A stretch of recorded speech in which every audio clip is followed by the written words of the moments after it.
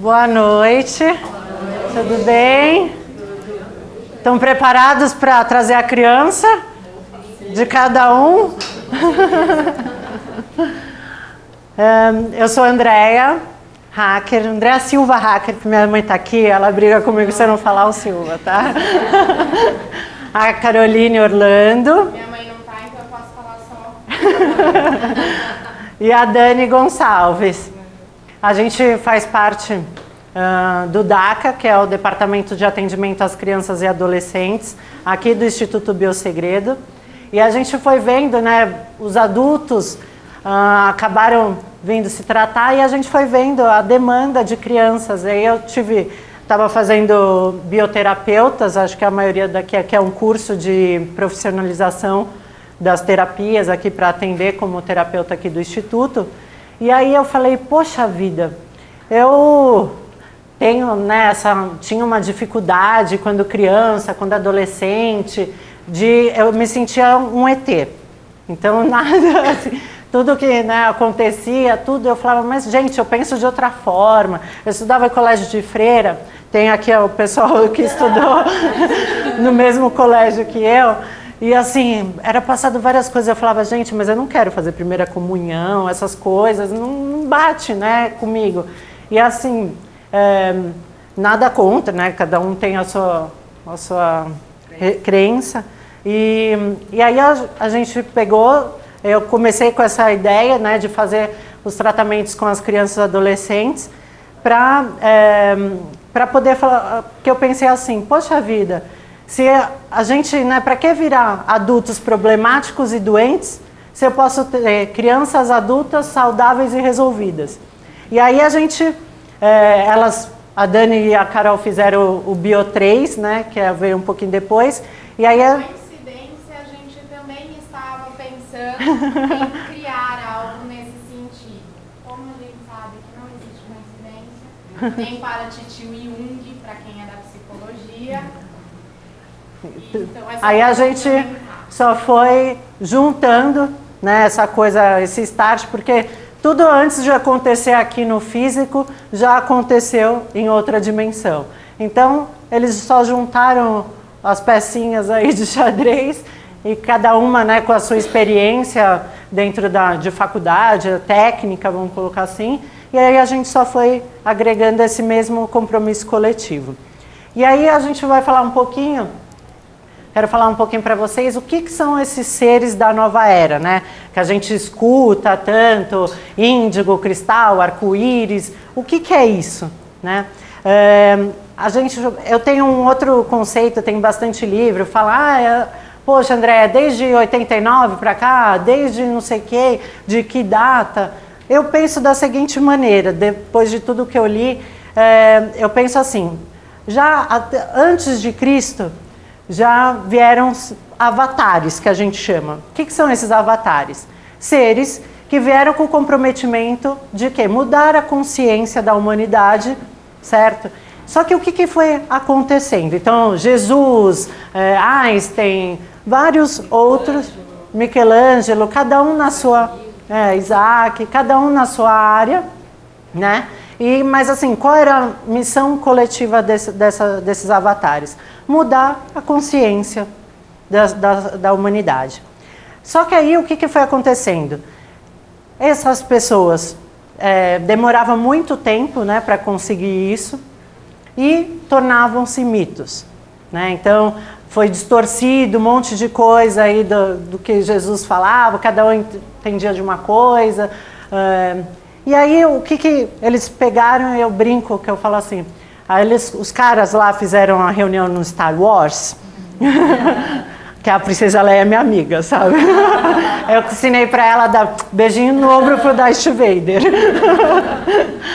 Aí eles fizeram uma reunião lá no Star Wars e decidiram como que a gente vai fazer para poder mudar essa consciência coletiva de uma forma mais rápida, né? E maior número de pessoas. Vamos pulverizar seres já com essa consciência na Terra, né? Então, e com qual objetivo? Transformar um planeta que é de terceira dimensão, que muitos já ouviram falar em centro, na religião espírita, que é de expiação e prova, num planeta de regeneração. O planeta vai acabar? Não. Exatamente que estão mandando esses seres com essa já filosofia, com essa consciência para cá, para a Terra. E aí foram o quê? Visto, por exemplo, como começou, surgiu o lance das crianças índigos, cristais, nada mais é do que o quê? Essas crianças já têm essa consciência. Os estudos que a gente vê, que a gente trabalha, aqui até mesmo no Instituto, diz, os índigos são... Ninguém é oriundo, nenhum espírito que está aqui encarnado na Terra é oriundo da Terra. Nós somos oriundos de outros planetas com outras dimensões. E aí eles falaram assim, vamos pegar esses caras, então os índigos, da 7ª à 13ª dimensão, planetas com esse tipo de consciência, e os cristais da 14ª à 17ª. Não quer dizer que não, por exemplo, Cristo. Por que é Cristo? Porque ele vem de uma dimensão crística, que é a dimensão 33. Então, por conta disso, deram o nome de Cristo. E não quer dizer que não tenha outros espíritos encarnados com dimensões mais além, né? Então, mas assim, o índigo então é pior do que o cristal? Não. Mais evoluído? Ou mais evoluído? Não. Para mim, né? Tem livros que falam que sim, que o objetivo é a gente chegar num padrão crístico, mas pelo que eu entendo, o que eu recebo de informação, não, apenas são características diferentes, certo? Que a gente vai passar aqui algumas características principais desses seres. E como que começou tudo isso, né? Esses termos, esses rótulos que a gente gosta tanto de dar, né? Já está acabando o abecedário, né? Geração X, Y, Z já acabou, não sei qual mais, que nome que vão dar, né? Então, assim, a Nancy, que é uma americana, ela é psicóloga, terapeuta, ela é clarividente. E aí ela começou a perceber, começou a perceber que as crianças que ela recebia no consultório tinham uma aura na cor índigo. E ela começou a ver com maior incidência essa cor de aura. E ela começou a fazer uma correlação com a cor da aura e as características dessas crianças. Então, assim, é mais ou menos que nem signo. Não quer dizer que um não tenha alguma característica que o outro, né, que a gente foi denominado. Não, mas são as características predominantes desses seres. Então, Então, assim, começou a se perceber então, que o índigo, imagina numa guerra, um pelotão de guerra. O índigo é o cara que vai na frente, não tem aquele pelotão que precisa de bastante energia física, certo? Para o quê? Vai ser o cara que vai levar a porrada ali, certo? Então, o que ele precisa? Energia física e mental, certo? Então, assim, geralmente os atletas que são índigos se dão super bem no esporte, porque trazem tanto o lance mental, né, como que se diz? De tolerância à resistência física, exatamente, resistência física e mental, como o lance da própria força mesmo. E aí ele veio com que missão? Quebrar, de ser o guerreiro. Então ele vai romper todas as barreiras. Então qual que é o objetivo principal? Romper com a mentalidade antiga, que é o do... Isso, romper os paradigmas. Então, o que é essa mentalidade que a gente vem passando de geração em geração, dos nossos pais, avós e tal? Que é o lance da hierarquia. Então, assim, eu mando, eu quero fazer isso. Não, eu que mando, você fica quieto, você aceita. Não existe. O índigo, ele vai combater isso profundamente. Ele quer saber. E não vão achando que é só as crianças que são índigos e cristais. Muitos daqui já passaram na mesa quantiônica, que a Carol depois vai explicar o que é, e já perceberam que, né, já o terapeuta falou, ah, você é índigo, você é cristal. Então, para vocês ir se auto-percebendo aí também. E o cristal veio para pacificar. Então, ele vai ser o cara que vai ensinar através do exemplo. Muda para mim, por favor. Então, aí tem algumas características, né? Então, aqui, os índigos abrir o caminho, questionar, transformar a instituição rígida usando a força física. E o cristal, através da força psíquica. Então, ele vem com, né, o índigo vem para denunciar. Então, se alguém estiver mentindo, ele pode ser o pai, pode ser quem for, ele vai lá e fala. Né? Não adianta, então, romper essa manipulação. E o cristal vem a liderar, como eu falei, através do exemplo. Então, ele de uma forma mais doce, muitas vezes, ele vem te jogar... Sabe aquele tapa com luva de pelica? É o cristal, uma da característica do cristal. Em geral, o índigo é bastante extrovertido, comunicativo, e o cristal já é mais tranquilo, um pouquinho mais introvertido. A Dani depois vai falar um pouco mais sobre essas características em relação aos diagnósticos errôneos, né? Que a gente agora é moda, ter déficit de atenção, hiperatividade, autismo. Então a Dani vai falar um pouquinho mais sobre isso. Então o índigo vai brigar de uma forma até às vezes muito agressiva para conquistar aquilo que ele quer, para colocar a opinião dele. E o cristal vai utilizar da telepatia para se comunicar. Até eles criam uma linguagem própria. No final a gente vai dar um exercício, vocês vão conseguir identificar como que é isso. Por quê? Porque na dimensão que os cristais vieram, geralmente é aquela criança que demora um pouco para falar. Então a mãe já leva na fono, faz simpatia, não sei o que lá. Só para que vocês entendam que o quê? Na dimensão que eles vieram, eles só se comunicam através da telepatia, que é a linguagem, que é simplesmente o sentir. Né? Vocês vão sentir aí mais para frente. O índigo se mexe muito, né? Tem aquela coisa...